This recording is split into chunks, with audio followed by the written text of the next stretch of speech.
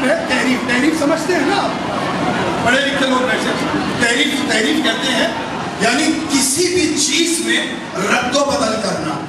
رد و بدل سے مطلب یہ نہیں ہے کہ کچھ نکال دینا کچھ بڑھا دینا. رد و بدل یہ ہے کہ کہیں کی چیز اٹھا کے کہیں رکھ دینا. یہ ہے تحریف, اس کو کہتے ہیں تحریف. ہم پر یہ بھی الزام ہے مطلب تشیعوں پر اور آپ لوگوں پر کہ شیعہ جو ہے وہ تحریف قرآن کے قائل ہیں. ہم تحریف قرآن کے اس عنوان سے قائل ہیں کہ قرآن میں کمی کچھ نہیں ہے. کیوں؟ اگر چوتھے باب میں علی کے ذریعے سے قرآن آگے نہ بڑھتا, اگر علی کے ذریعے سے قرآن آگے نہ بڑھتا تو ہم کبھی قرآن نہ دیتے. لیکن چونکہ علی نے منبر پہ بیٹھنے کے بعد کہا قرآن میں کمی کچھ نہیں ہے پورا. یہ الگ بات ہے کہ مکی مدینے میں جتنا کام کوئی دکھا سکتا, جتنا کام کوئی دکھا سکتا تھا اس نے اتنا کام دکھا دیا. مکی مدینے میں آ گئی, مدنی مکے میں آ گئی. جو پہلے کی بات تھی وہ بعد میں چلی گئی, جو ابتدا میں تھی وہ انتہا میں چلی گئی, جو انتہا میں تھی وہ ابتدا میں چلی گئی.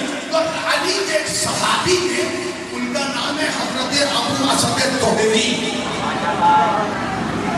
یہ ابھی میں بتاتا ہوں ان کا شرح بھی آپ کو بتاتا ہوں. اب چونکہ گفتگو اسی پہ ہو رہی ہے تو میں آج اسی انفارمیشن کی گفتگو ختم کر دوں گا. کل سے انشاءاللہ پھر وہیں سے بات شروع کریں گے جہاں کل چھوڑی تھی. حضرت ابو اسد الطویلی نے کہا کہ مولا کیا یہ قرآن صحیح ہے؟ دیکھیں یہ شرف بھی علی والوں کا ہے. آج بھی صرف نعرے لگانے سے مسئلے حل نہیں ہوں گے. یہ جو قرآن کی توہین کی جا رہی ہے, جب تک مسلمان اس پہلے توہین قرآن کرنے والے پہ لعنت نہیں کریں گے, یہ توہین ہوتی رہے گی.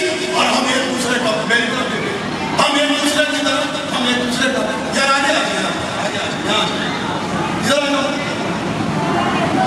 جب مجلس میں آیا کرو تو تمہیں 50 دفعہ کہیں گے مجلس میں آگے بیٹھا کرو. نہ تصویروں کی ضرورت ہے نہ کسی چیز کی ضرورت ہے. سلوات پڑھ کے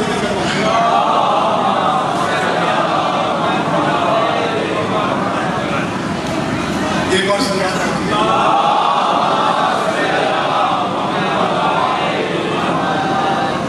کیا کہہ رہا تھا جی جی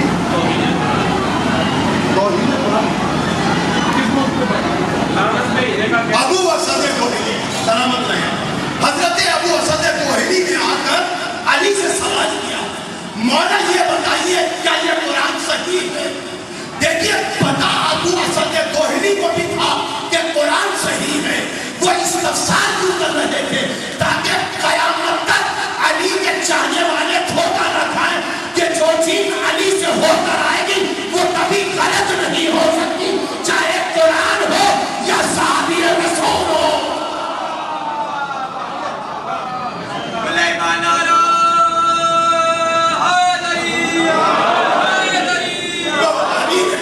اب توجہ رہے اس جملے پر, پوری توجہ رہے آخری آدمی تک.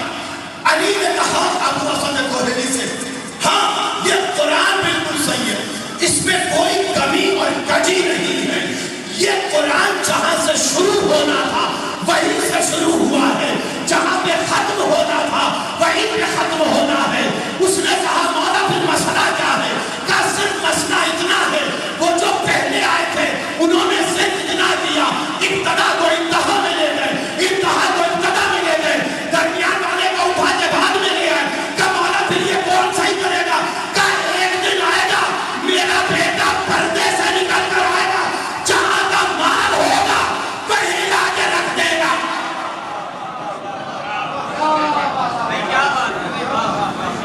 دیکھیں میں اس کی ایک مثال بھی, جو نوجوان جن تک بات نہیں پہنچی, میں ایک چھوٹی سی مثال دوں. خدا نہ خواستہ کسی کے گھر میں ڈاکو آ جائے, اللہ آپ سب کو محفوظ رکھے, ڈاکو گھس آئے کسی کے گھر میں. میں بہت اہم بات کر رہا ہوں نوجوانوں سے, بہت توجہ رہتا ہے. اگر کسی کا گھر میں ماں اللہ سب کو اپنی پناہ ہے، کسی کا گھر میں ڈاکو آ جائے اور جس کے گھر میں آئے وہ سو رہا ہو، وہ آرام کر رہا ہو، وہ چادر اوڑھ کے پردے میں ہو، کہاں بیٹھا ہے میں کیا کہہ رہا ہوں؟ دیکھیے موضوع ذہن میں رکھیں، اگر موضوع ذہن میں رہے گا تو میرے ساتھ رہیں گے، اور اگر موضوع سے ہٹیں گے تو بات کہیں سے نہیں چلی جائے گی۔ وہ گھر والا جس کا مال وہ ڈاکو چرانے آیا، توجہ بہت توجہ، جس کا مال ڈاکو ڈکیتی ڈالنے کے لیے آیا ہے، عباس حضری صاحب کا سلامت رکھے، مولا کے رسول ان کو تاکہ ہمارے پیر مل کے، اور یہ ان کی برکتیں ہیں، ان کی محبتیں ہیں کہ ان کے وسیلے سے مجھے یہاں پیر محل کے مومنین کی زیارت کا شرف حاصل ہوا۔ خدا انہیں سلامت رکھے، ان کی زبان میں ذکر آل محمد کے ذریعے سے وہ تاثیر پیدا ہو کہ جہاں جہاں حسینیت کا باب ہے وہاں ان کی آواز کا پھول کھل جائے انشاءاللہ۔ میں کیا کہہ رہا ہوں؟ دیکھیے مسئلہ کیا ہوا، مسئلہ کیا اس نے پوچھا قرآن سے صحیح ہے کیا ہوا، کیا یہ جو جہاں تھا، اور شریعت میں ظلم کسے کہتے ہیں؟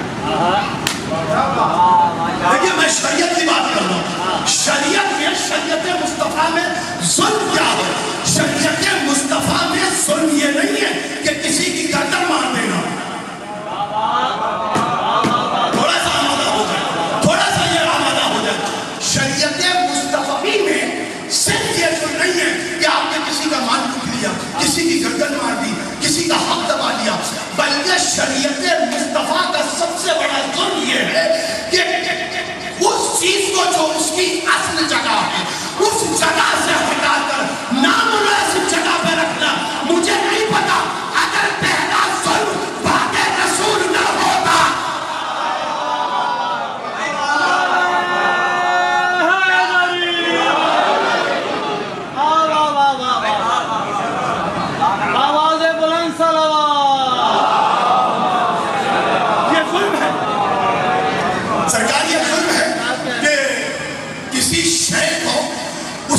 جائز جو اس کا مقام و مرتبہ ہے، یعنی یہ تو میری ٹوپی ہے، اس کا مقام کیا ہے؟ سر پہ ہے۔ اگر یہ میں پیروں میں ڈال کر آ جاؤں اور جوتے سر پر رکھ کے آ جاؤں تو لوگ کیا کہیں گے؟ آج مولوی پاگل تھی گیا ہے، ذاکر کا دماغ سے کیا گیا۔ تو اس کا مطلب یہ ہے پاگل ہونے کی علامت ظلم کی علامت یہ ہے۔ تو کہا کہ ہاں قرآن سے، مگر اتنا ہوا جو وہاں کا فرمان کر دیا، ڈاکو آیا۔ اب لوگ کہتے ہیں اس کا جواب دے دو، بہتری صاحب سرکار بہت محفوظ رکھے گا بابا کا، اس کا جواب دے رہا ہوں۔ جو لوگ کہتے ہیں نا اگر قرآن غلط تھا تو علی نے جاری کیوں کیا؟ اگر اس قرآن میں رد و بدل تھا تو پھر علی نے اسے صحیح کیوں کہا؟ اس نے توجہ کری۔ جب پوچھا گیا تو علی نے کیا کہا؟ کہا یہ صحیح ہے۔ اس کی مثال دے رہا تھا کہ ڈاکو گھر میں گھسا، آپ چادر اوڑھ کے سو رہے پردے میں، ڈاکو نے کیا کیا؟ آیا، اس نے ٹٹولنا شروع کیا، اسے الماری رکھی ہوئی نظر آئی، اس نے الماری کو کھولا، بہت توجہ ہے، الماری کو کھولا، اس نے چاہا کہ الماری میں آپ کا جو سونا، آپ کا پیسہ، روپیہ، ڈالر جو آپ نے رکھے ہوئے گھر میں سنبھال کے، وہ آپ نے اس الماری میں رکھے ہوئے۔ ڈاکو نے وہ الماری کھولی اور سامان سمیٹنا شروع کیا۔ اتنے میں آپ نے اپنا پردہ ہٹایا اور آپ پردے سے باہر آئے۔ جیسے ہی آپ پردے سے باہر آئیں گے ڈاکو کو پتا چلا کہ مالک آ گیا۔ اب سامان تو لے جا نہیں سکا، مگر جو سامان الماری میں تھا وہ زمین پر آ گیا، سب کچھ پڑ گیا۔ ڈاکو چوری نہ کر سکا چونکہ مالک اٹھ گیا تھا، صرف سامان کی اصل جگہ بدل گئی، الماری سے زمین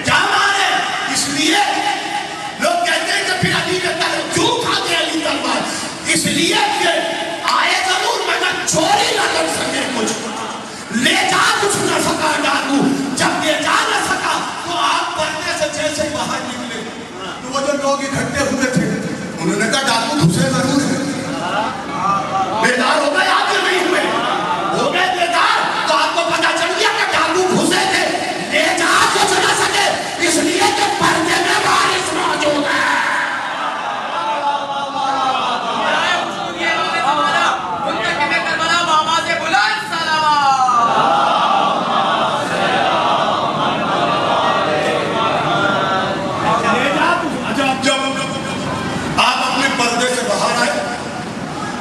دیکھا کہ جو مال آپ کا الماری میں تھا وہ دیکھا، ہاں بھائی پورا ہے، سونا بھی پورا ہے، پیسہ بھی پورا ہے، ڈالر بھی پورے ہیں، میرا مال بھی پورا ہے، میرا سب کچھ پورا ہے، گیا کچھ نہیں، تو کیا کیا؟ لوگ جمع ہوئے، آپ نے فوٹو نہیں درج کروا رہے ڈاکوؤں کے خلاف، کہا دیکھو تو بھائی سب کچھ پورا ہے، میں اٹھ گیا ہوں، جو چیز جہاں کی ہے وہی رکھ دوں گا، ہم انتظار میں ہیں،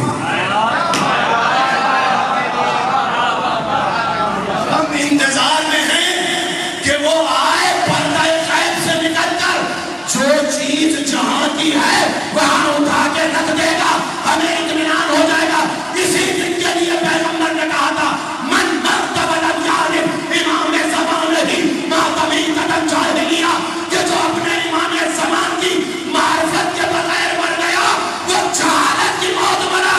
جو لوگ قرآن کی توہین دیکھ کر اور امام زمانہ کی معرفت کے بغیر مر رہے، کلمہ پڑھے، نماز پڑھے، روزے رکھے، طواف کعبہ کرے، لا الہ الا اللہ پڑھے، محمد رسول اللہ پڑھے، اگر معرفت وارث رسول امام زمانہ نہیں سب جاہل ہے۔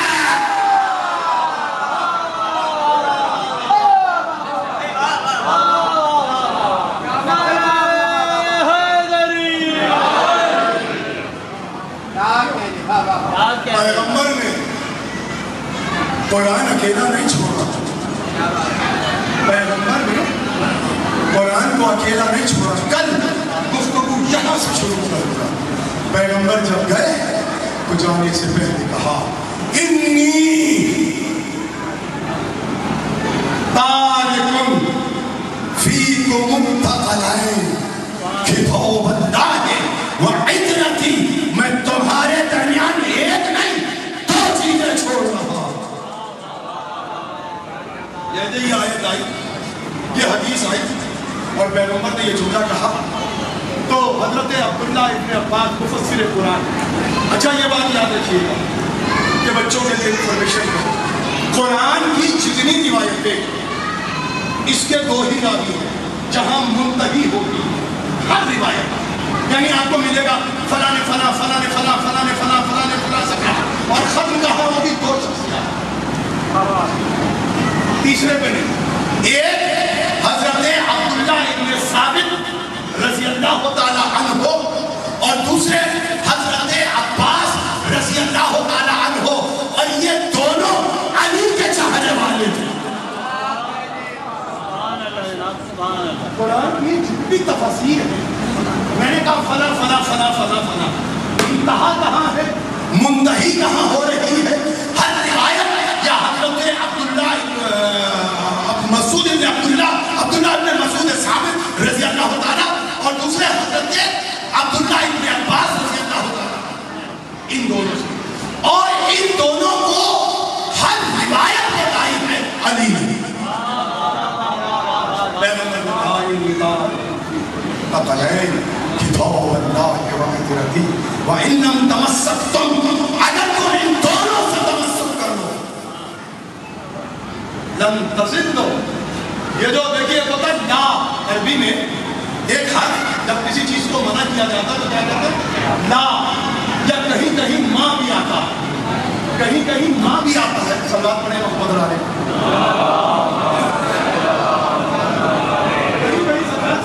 قرآن کا اسلوب ہے کہ کہیں ماں آتا ہے کہیں لا آتا ہے، جس یعنی ہمارے یہاں جب عربی گرامر پڑھتے ہیں تو ایک ہے لائے نافیہ اور ایک ہے مائے نافیہ۔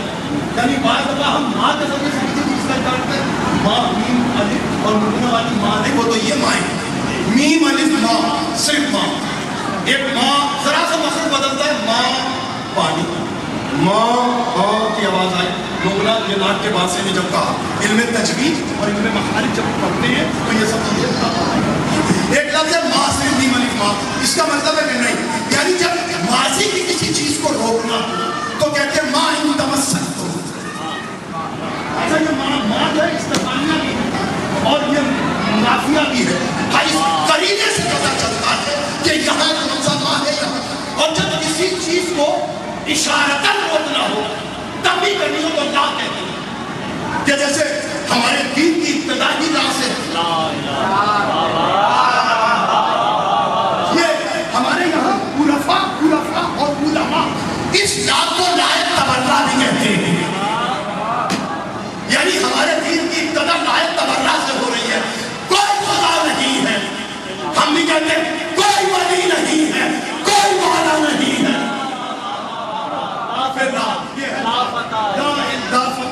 کوئی مرد نہیں ہے، چھوٹی ہے اور اس پر کھڑا ہے فتح. اس کا مطلب ہے کوئی مرد نہیں ہے. اسی طریقے سے ایک ہے لن. جب کہیں لن آ جاتا ہے تو یہ بالکل ایسا آتا ہے کہ اس میں کبھی تبدیلی نہیں ہو سکتی. کیا کہا پیغمبر نے؟ لن تضلوا بعدی، تم کبھی بھی گمراہ نہیں ہوگے اگر ایک ہاتھ میں قرآن ہو اور ایک ہاتھ میں دامن اہل بیت ہو. ان دونوں نے کبھی گمراہی نہیں. حیران تھا شیو، حیران تھا شیو، حیران تھے لوگ. دیکھیے حسین نے بتایا قرآن ہم سے، ہم قرآن سے سارا گردن میں جدائی تھی مگر قرآن نے حسین سے جدائی نہ آ سکا. بس عزیز 5 محرم ہے اور آج یہاں کی کس طریقے سے دن جا رہے. میں بھی راستے میں یہی کہہ رہا تھا کہ آج 5 محرم آ گئی، کل 6 ہو جائے گی. کتنی تیزی سے دن کٹ رہے ہیں. 5 محرم یہاں کی مناسبت ہے. آج زینب کے 9 نہالوں کے 17 ہجری. سنیے گا ذرا سی تاریخ بتانا چاہیے، اجازت ہے؟ 17 ہجری جب امیر المومنین علی بن ابی طالب علیہ السلام اپنی دونوں بیٹیوں کا اب جناب ام کلثوم اور جناب زینب سلام علیہ حضرت عبداللہ اور ان کے بھائی حضرت عون بن جعفر اور حضرت عبداللہ بن جعفر، یعنی حضرت جعفر طیار اپنے بھائی کے بیٹوں سے کیا. وہ جو عبد ام کلثوم کا ڈرامہ ہے، تاکہ وہ میں آپ کو بتانا چاہتا ہوں کہ وہ صرف ڈرامہ ہے. اور وہ ام کلثوم کون ہے؟ جس کا عقد خلیفہ وقت سے ہوا تھا. وہ پڑھیے گا جاتے ہیں. حضرت 17 ہجری میں پیغمبر نے، چونکہ پیغمبر کہہ چکے تھے، یہ پیغمبر کا جملہ ہے، آپ ہجری پڑھیے. ہمارے دوست ہیں علامہ ارتضیٰ عباس قدوی صاحب، انہوں نے کتاب لکھی، اس میں انہوں نے جناب زینب سلام اللہ علیہ حضرت عون محمد پر تقریباً میرے خیال میں 1000 صفحات پر کتاب پڑھی. اس کتاب میں آپ پڑھیے، آپ کو وہ سارا آپ لوگوں میں کلثوم کا بھی پتہ چل جائے گا اور حضرت عون محمد کا بھی پتہ چل جائے گا. تمام تاریخی حوالے انہوں نے اس کتاب میں محفوظ کیے ہیں. جب پیغمبر کہہ چکے تھے کہ میری بیٹیاں میرے بیٹوں کے لیے ہیں. یہ کس نے کہا؟ پیغمبر نے. پیغمبر نے کہا بابا جی ساڈی بیٹیاں ساڈے نکے کے لیے، یعنی ہماری بیٹیاں ہمارے بیٹوں کے لیے، ہمارے بیٹے ہماری بیٹیوں کے لیے. یعنی کف بتایا. تو حضرت علی نے 17 ہجری میں جب رخصت کیا تو جب رخصت ہونے لگی دونوں بیٹیاں تو عبداللہ ابن جعفر طیار کا ہاتھ علی نے پکڑ دیا. جب گھر سے رخصت ہو رہی تھی دونوں بیٹیاں، ہاتھ پکڑ دیا اور ہاتھ پکڑ کے پیچھے لائی اور پیچھے لانے کے بعد ایک جملہ کہا عبداللہ ہم زینب کو رخصت تو کر رہے ہیں. بھائی یہ مسائل کا جملہ ہے، آپ کیسے سنیں گے مجھے نہیں پتا سچا تھا. کہنے لگے علی نے کہا ہم زینب کو رخصت تو کر رہے ہیں مگر عبداللہ یہ یاد رہے کہ زینب سے زیادہ حسین کے بغیر زندہ نہیں رہ سکتے.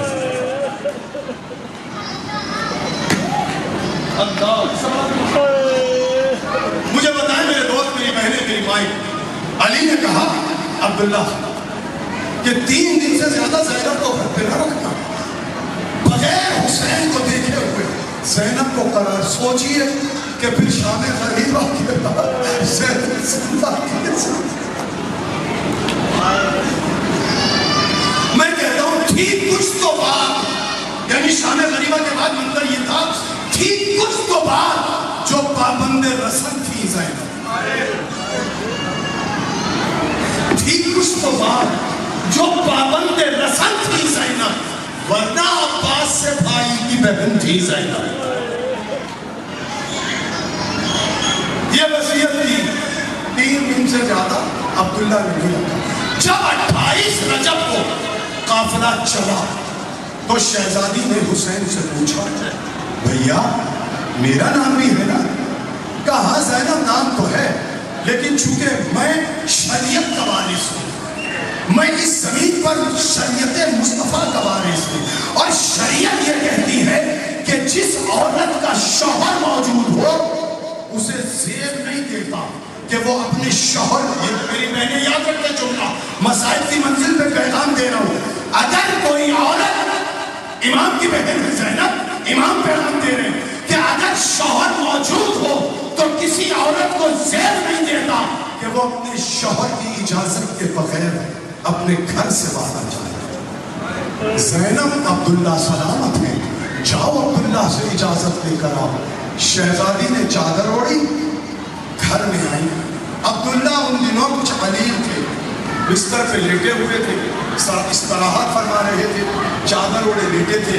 جناب زینب سلام اللہ علیہا وہاں بیٹھی جہاں عبداللہ کے پاؤں تھے. ہے تو شوہر نہ، جہاں پاؤں تھے، اور آ کے پاؤں کو پکڑا.